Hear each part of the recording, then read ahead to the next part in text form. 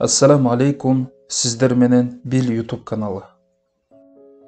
Adam uктaganda can kayda кетет деген суроого жооп издеп көрдүк.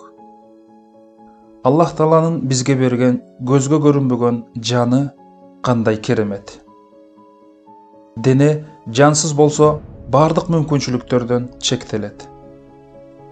Жан Аллахтын буйругу менен дененин кыймылга келтирип, адам баласы көрүү жана ойлонуу сыяктуу көптөгөн функцияларга ээ болот.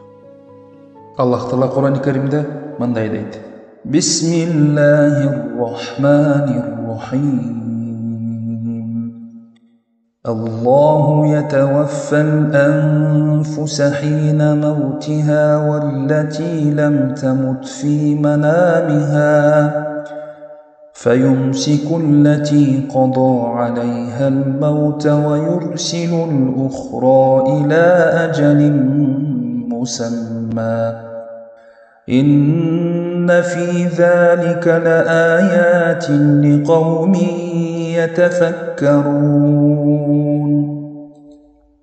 Manisi: Ölөр mezgilde canды Allah алат.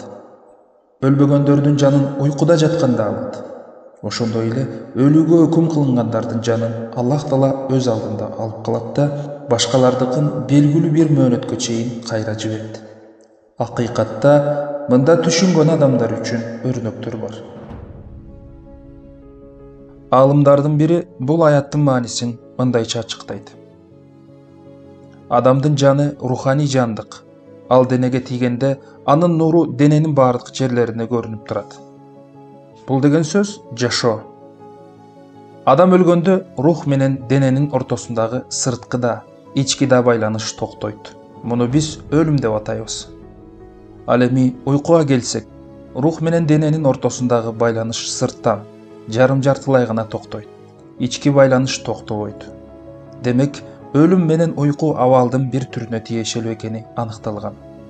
Бир гана айырмасы адам өлгөндө рух денеден толугу менен, ал эми уйку учурунда жарым-жартылай бөлүнөт. Дагы бир аалым мындай деген: ар бир денеде эки жан бар. Биринчиси рух денеде болгондо адам ойгонот. Адам уктап калганда бул жан денеден чыгып, адам баласы түш көргөн учуру. Экинчи рух Аллах Тааланын буйругу менен денеде турса, адам тирүү болот. Экинчи рух денеден чыкканда адам өлөт.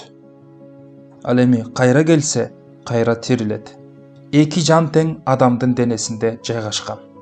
Аллах Таала ар бир адамга кайсы рухту калтырып жана кайсы бирин калтырбоону өзү билет.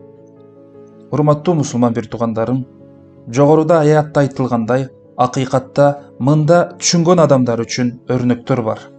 О Аллахым, бизди түшүнгөндөрдөн кыл. Ассаламу алейкум ва рахматуллахи ва баракатух.